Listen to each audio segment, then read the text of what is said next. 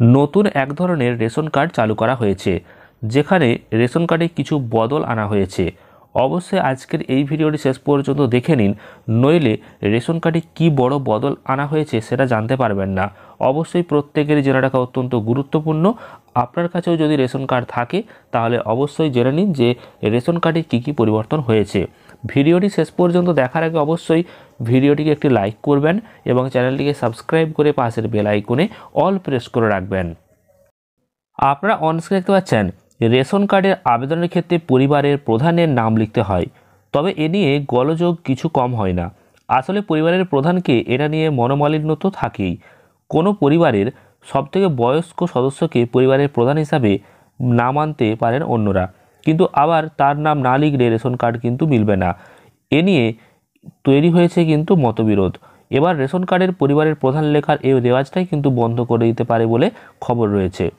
সূত্রের খবর, সম্প্রতি একটি শিবির পরিদর্শনে গিয়ে খাদ্যমন্ত্রী জানতে পারেন, রেশন কার্ডের আবেদনে পরিবারের প্রধানের নাম লেখা নিয়ে গ্রাহকদের একাংশের মধ্যে রয়েছে আপত্তি, পাশাপাশি বিভ্রান্তিও রয়েছে।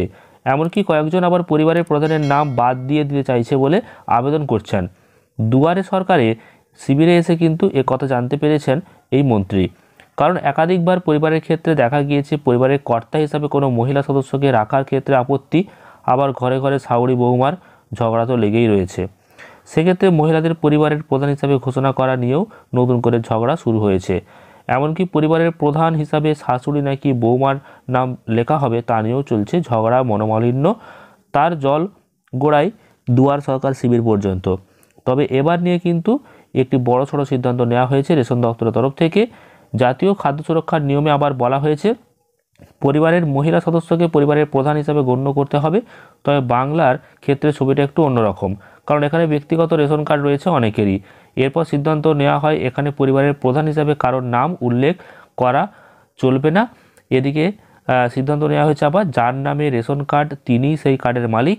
সেখানে তার বাবা, মা, স্বামীর নাম থাকতে পারে, কিন্তু গ্রাহক যদি না চান তবে পরিবারের প্রধানের নাম না লিখলেও চলবে। এ নিয়ে আর টেনশনের কিছু নেই। দ্রুত খাদ্য দপ্তর এ নিয়ে বিজ্ঞপ্তি জারি করবে এবং নতুন করে কিন্তু রেশন কার্ড যারা ডাউনলোড করবেন তারা কিন্তু দেখতে পাবেন সেখানে পরিবারের যে প্রধানের নাম তা কিন্তু তুলে দেওয়া হচ্ছে। অর্থাৎ আপনার যে রেশন কার্ড, সেই রেশন কার্ড আপনার নামেই থাকবে। আপনি ওই একটি কার্ডেতেই আপনার মালটি তুলতে পারবেন।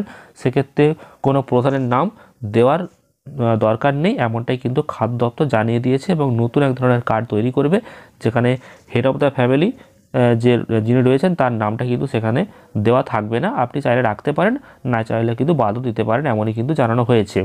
এই রেশন সংক্রান্ত এই ধরনের গুরুত্বপূর্ণ আপডেট ভবিষ্যতে পাওয়ার জন্য চ্যানেলটিকে সাবস্ক্রাইব করতে ভুলবেন না। ভিডিওটি অবশ্যই লাইক এবং শেয়ার করবেন।